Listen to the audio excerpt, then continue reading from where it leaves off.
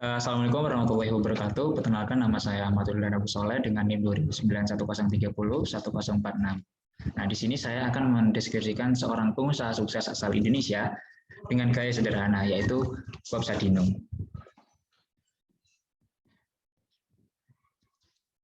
Jadi, beliau bernama lengkap Bob Sadino, lahir di Lampung tanggal 19 Maret 1933.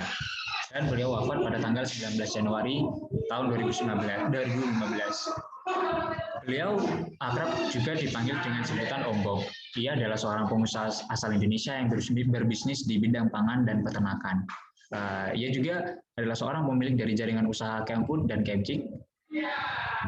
Dan jaringan usaha tersebut sangat besar di Indonesia, dan juga Kemcik adalah salah satu perintis peternakan ayam broiler di Indonesia. Jadi kisah hidup dari Om Bob adalah sebagai berikut. Jadi Om Bob itu lahir di keluarga yang bisa dibilang cukup berkecukupan gitu. Dan ia adalah anak bungsu dari 5 bersaudara. Jadi sewaktu orang tuanya meninggal, Om Bob yang ketika itu berumur 19 tahun mewarisi seluruh harta kekayaan keluarganya karena saudara kandungnya itu sudah dianggap hidup mapan gitu. Jadi seluruh kekayaan dari keluarganya itu diwariskan kepada Om Bob. Nah, lalu Om Bob kemudian menghabiskan sebagian hartanya untuk berkeliling dunia. Dalam perjalanannya itu, ia singgah di Belanda dan menetap selama kurang lebih sekitar 9 tahun. Nah, di sana ia bekerja di Jakarta, Lyon, di kota Amsterdam, dan juga di Hamburg, Jerman. Nah, ketika di Belanda itu, Om Bob bertemu dengan pasangan hidupnya yang bernama Soleimi Sujud. Nah, pada tahun 1967, Om Bob dan keluarga kembali ke Indonesia, dan ia membawa serta Mercedes miliknya buatan tahun 1960-an. Nah, salah satunya ia jual untuk membeli sebidang tanah di Kemang, dan sementara yang lainnya ia tetap simpan. Nah, setelah beberapa lama, Om Bob memutuskan untuk keluar dari pekerjaannya karena ia memiliki tekad untuk bekerja secara mandiri. Nah, pekerjaan pertama yang dilakukannya adalah beliau menyewakan mobil Mercedes yang ia miliki, dan ia sendiri yang menjadi sopirnya.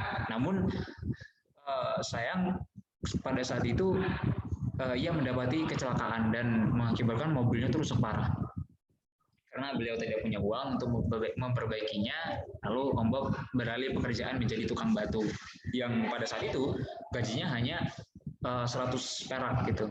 Ia pun sempat mengalami depresi akibat tekanan hidup yang dialaminya. Namun suatu hari temannya menyarankan Om Bob untuk memelihara ayam untuk melawan depresi yang dialaminya.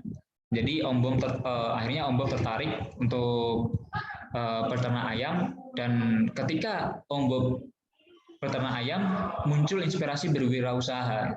Jadi Om Bob memperhatikan kehidupan ayam yang ayam-ayam yang ia miliki, ayam-ayam ternaknya. Lalu di situ ia mendapatkan ilham gitu. Jadi saat melihat ayam tersebut, Om Bob berpikir bahwa ayam saja bisa berjuang untuk hidup gitu loh. Tentunya manusia pun juga bisa. Jadi sebagai peternak ayam, Om Bob dan istrinya setiap hari menjual beberapa kilo telur di dalam tempo 1,5 tahun. Ia dan istrinya memiliki banyak langganan, maksudnya pelanggan gitu, terutama orang asing karena mereka tinggal di daerah kawasan Kemang gitu kan. Nah, tapi ini di sana di sana tuh banyak terdapat warga-warga asing gitu, turis-turis asing. Ditambah lagi Om Bob dan istrinya juga fasih dalam berbahasa Inggris. Nah, di situ adalah peluang pasarnya gitu. Tidak jarang mereka tuh mendapatkan pelanggan yang sangat banyak. Namun tidak jarang pula pasangan tersebut dimaki pelanggan gitu. Tapi mereka meskipun dimaki-maki tersebut, mereka tetap mengaca pada diri sendiri dan memperbaiki pelayanan. Jadi perubahan drastis itu muncul terjadi pada diri Om Bob saat Om Bob itu menjalani usaha ini. Jadi dari pribadi awal itu yang feodal menjadi pelayan gitu. Setelah Setelah itu lama-kelamaan Ombak yang berambut perak menjadi pemilik tunggal supermarket atau bisa dibilang pasar swalayan yang bernama Kenchik. Nah, ia selalu terampil dalam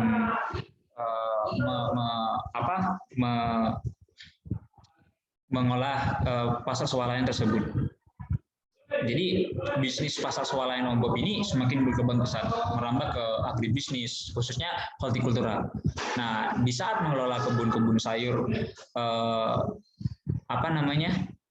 yang dibutuhkan untuk konsumsi orang-orang asing, karena ia juga menjalin kerjasama dengan para petani di beberapa daerah. Lombok percaya bahwa setiap langkah sukses selalu diawali dengan kegagalan gitu. Jadi perjalanan wirausaha tidak semulus yang ia kira. Ia dan istrinya selalu jungkir balik. Baginya uang itu bukan yang nomor satu. Yang penting kemauan, komitmen, berani mencari dan menangkap peluang.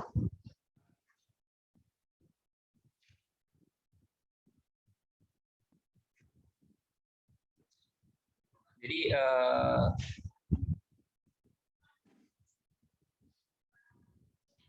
saat melakukan menurut Ombak di saat melakukan sesuatu pikiran seseorang berkembang.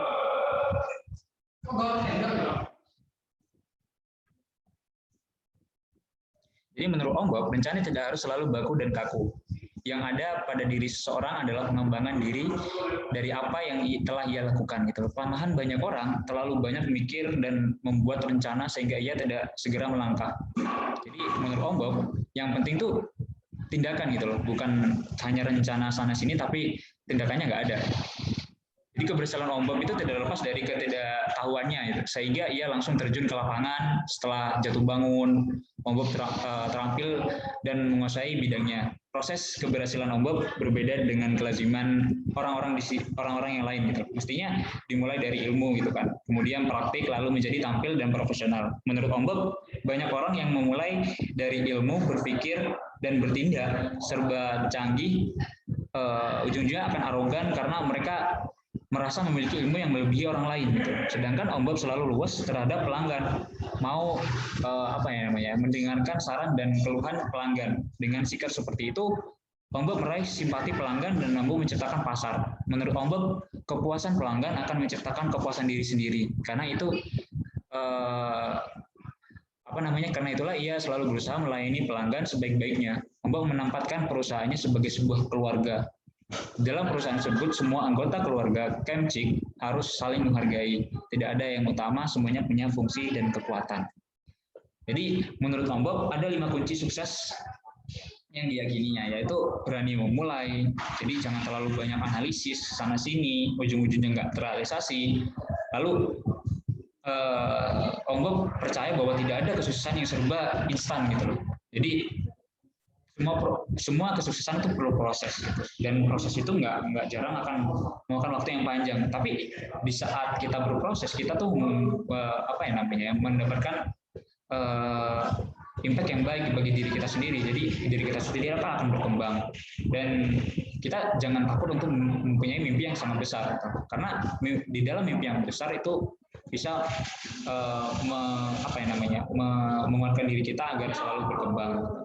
Yang penting yang terakhir adalah positive thinking, gitu. Yakin akan diri sendiri dan yakin akan apa yang ingin dicapai. Gitu. Jadi kesimpulannya kinerja Bob Sadino sungguh sangat luar biasa. Apa yang dicapainya sekarang tidak pernah beliau bayangkan, tidak pernah beliau rencanakan. Satu hal yang patut kita pelajari dari seorang Bob Sadino ialah tidak mudah menyerah walaupun telah berkali-kali gagal. Tapi beliau itu tetap bangkit gitu, berdiri, dan sampai sekarang beliau menjadi wirausahawan sukses tanpa background pendidikan yang tinggi. Namun yang terpenting adalah Bob selalu berpenampilan sederhana walaupun dia seorang kaya raya. Oke, cukup sekian dari saya. Kurang lebihnya saya mohon maaf. Wabillahi taufiq wal hidayah. Wassalamualaikum warahmatullahi wabarakatuh.